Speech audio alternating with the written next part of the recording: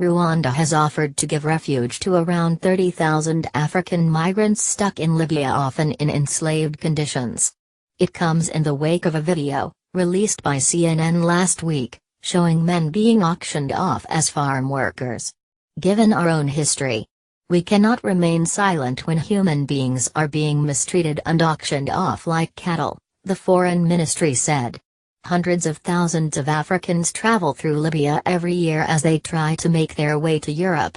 They are often held by smugglers and forced to work for little or no money.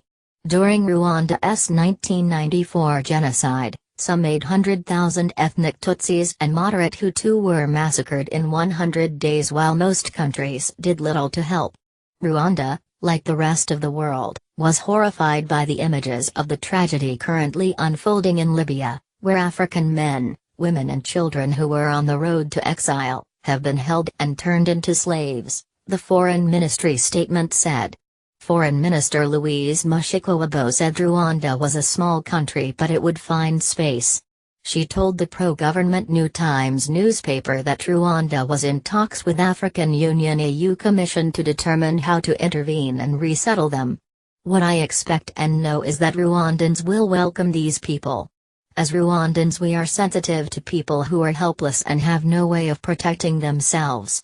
It is something that is deep in ourselves. We take pride in human beings," the paper quotes her as saying. The minister also said negotiations were also continuing with Israel about accommodating African migrants seeking asylum there. Last week, the AU expressed outrage after the footage emerged appearing to show slave markets in Libya. Youths from Niger and other sub-Saharan countries were seen being sold to buyers for about $400 £300 at undisclosed locations in Libya. In April, the International Organization for Migration (IOM) said it had gathered evidence of slavery in Libya. Smugglers hold migrants for ransom, and if their families could not pay, they were sold off at different prices depending on their qualifications, an IOM official in Libya said.